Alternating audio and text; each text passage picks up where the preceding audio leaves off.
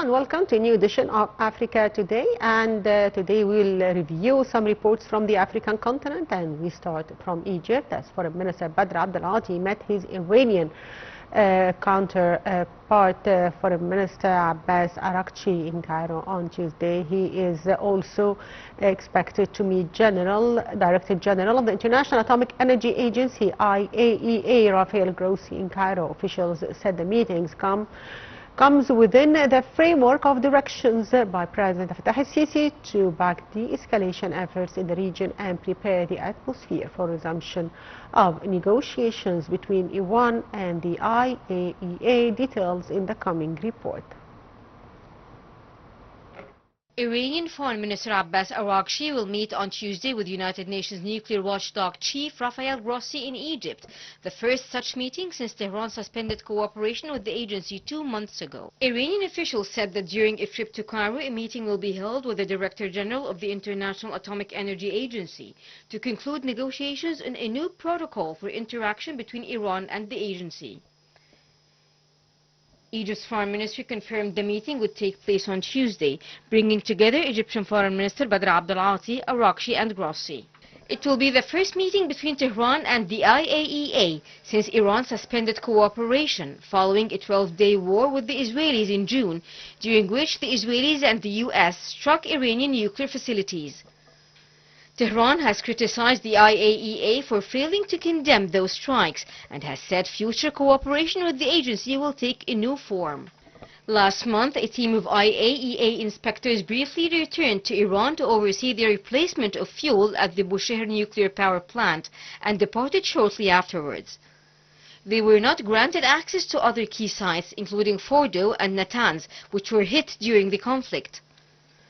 Iran is currently under growing pressure to return to compliance with the 2015 nuclear deal, as Britain, France and Germany have initiated steps to reimpose UN sanctions under the agreement's dispute resolution mechanism. The 3 European countries have for weeks warned they may trigger the so-called snap-back mechanism, citing Iran's continued non-compliance with its nuclear commitments. Iran has condemned the move as illegal, warning it would further undermine its cooperation with the IAEA.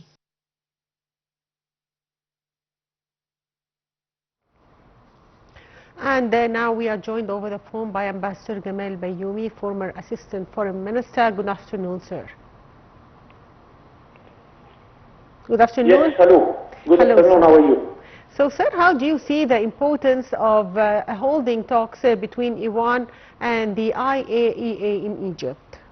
I love it. I love it as an old business, because I am following our foreign ministry declaring that Iran is a brother country within the Islamic fold, and that was in answer to a proposal of President Biden asking the Arab community to establish a pact parallel to the NATO pact against Iran. And we told him in a declaration by the foreign ministry that Iran is a brother Islamic country and we can deal with Iran. The problem is with those who are killing our brothers, who are occupying our land, and they are destroying our future. Then, and it was very effective that President Biden, before he reached the Arabia Saudi that day, he declared his proposal for the two-state solution. So I love it, and I realized as a citizen, and you can realize with me, that one of the biggest buildings on the River Nile at the Giza is the building of the Misr-Iran Bank, which is still there. And although the relation was stopped from Iran during the Sadat initiative, we kept sending the best of our ambassadors to Tehran, and they are keeping sending best of their ambassadors to Cairo under the title Chargé d'Affaires, but it is not the issue. The issue is that we are represented, we are well represented. And I realized all the time, even since the late President Mubarak, that they were contacting him on the presidential level in Geneva and somewhere else, and Iran is still there with their investment, with their support. So let us say that this is a very good movement from our Ministry of Foreign Affairs. So, sir, how do you expect from the meeting between the Iranian foreign minister and the IAEA chief, especially as Tehran has criticized the agency for failing to condemn U.S.-Israeli strikes and said that future cooperation with the agency will take a new form? I hope that such a meeting will come with the idea of restoring the relations and to exchange full ambassadorial in Tehran and Cairo level. And I hope this will stop the challenge at all. Iran is a very important Islamic country, and still we are giving each other some support here and there. So we are with them, and I hope this meeting will bring much more closer relations with Iran. So, sir, last month a team of IAEA inspectors briefly returned to Iran to oversee the replacement of fuel at the Bushehr nuclear power plant and departed shortly afterwards. How do you read the incident? The nuclear issue is really amazing, because here we have a double-face policy from the West. Once we asked a minister of defense from the United States who was visiting Egypt, why you are so nervous when the nuclear weapon comes to Iran or to any other country in our area? Why you are so happy with 300 heads of nuclear bombs belongs to Israel? The answer was funny, really. He said, yes, because in Iran and North Korea, it is not a democratic country, and with Israel, it is a democratic country. So I really, he pushed me to tell him, if you are the victim, like what happened in Hiroshima and Nagasaki, and you are the victim, would it please you to be bombed with a democratic bomb? Although your bomb which destroyed two big cities in yes, Mr. Yes. With two big cities in that day, it was a democratic bomb also in Japan. So, and he repeated this foolishness in Bahrain, and he insisted that we are happy if we are bombed with a democratic bomb. Things we cannot accept at all, and Iran has the right to continue its nuclear activity, and it proves that up till now they did not start to produce atomic bomb.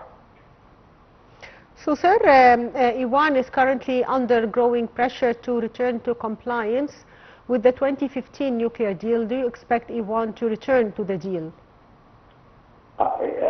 Really, I must say that I admire the Iranian diplomacy. They have very high, effective diplomats, and I have experienced very good experience with those who I have the benefit to see them in many occasions. So I think Iran will choose at the end of the day the correct choice for their country and for the area. So, sir, Britain, France and Germany have initiated steps to reimpose UN sanctions under the agreement's dispute resolution mechanism. What are your expectations for such a step? Diplomacy should do its work here, and we should talk to all of them and convince them that to come to the correct answer to any problem we have. But it is not, as a diplomat, I am not with the idea of harsh language or shouting to each other. Let us ask all our partners, and we have very good relations with Germany, with France, and with England also, and we can use this in order to come to reason for all these problems. And how would you comment on the double standard by world powers with regards to Israeli requirement of nuclear warheads?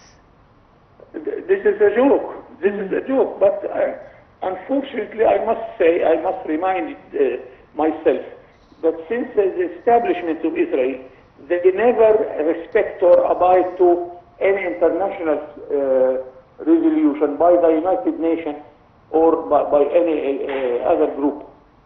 Israel did not respect even the resolution of its establishment issued by the United Nations, because the resolution gave the Israelis 49% of the land and 51% to the Palestinians, and they did not respect it. They did not respect even the Treaty of Oslo in 1993 between Yasser Arafat and Rabin, where they agreed for a Palestinian state on the borders of the 4th of June 1967. They do not respect even their own signature. What they want. So we have to be patient. We have to deal with this, and one day we shall see that the Israelis are building ghost houses, and this is not my terminology. It is the economist said that Israelis have no people to occupy what they are building. It is ghost houses. And one day the Palestinians will outnumber the Israelis in their own land. Then, if we talk about democracy, they will win the battle. So I'd like to thank Ambassador Gamal Bayoumi, former Assistant Foreign Minister. Thank you, sir, for being with us. And back to our reports from the African continent's leader of the 11-member BRICS bloc railed against economic protectionism and tariff blackmail during virtual meeting Monday held amid damaging trade war with U.S. President Donald Trump. Details in the coming report. The BRICS group of emerging economies met via video conference at the initiative of Brazil's President Luiz Inácio Lula da Silva, whose office said it was necessary to address the intensification of unilateral measures. The BRICS represents nearly 40% of global GDP and almost half of the world's population. Its members are among those hardest hit by what Lula da Silva referred to Monday as tariff blackmail and unjustified and illegal trade practices. Chinese President Xi Jinping, for his part, called for the upholding of the multilateral trading system with the World Trade Organization at its core and for rejection of all forms of protectionism. Tensions between the U.S. and China, the world's two biggest economies, resulted in tit-for-tat duties that reached triple digits earlier this year before being lowered again. Trump hit South Africa, engaged in a spat with Washington over a range of domestic and international policies, with a 30% tariff, the highest in sub-Saharan Africa. Trump, who has repeatedly cited debunked claims of a genocide of white South Africans, will not attend the G20 summit in Johannesburg later this year. South African President Cyril Ramaphosa, in a prepared speech, told BRICS counterparts that unilateral tariff actions are contributing to an increasingly protectionist environment, which poses great hardships and danger for the countries of the global south. In July, Trump lashed out at the BRICS and threatened its members with additional export duties after they voiced concern that his trade war was putting the global economy at risk.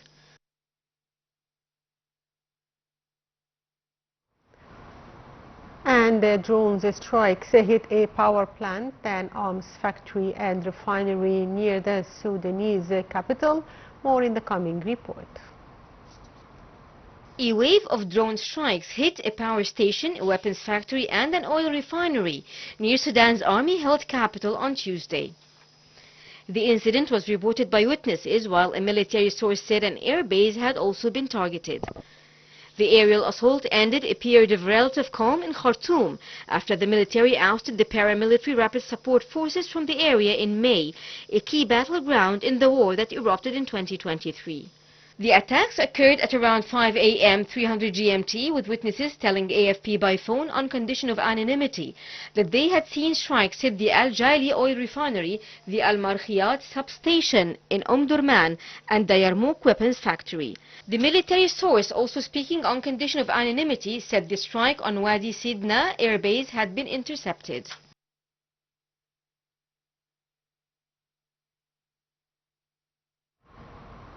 And by that, dear viewers, we come to the end of today's edition of Africa Today. Thank you for watching.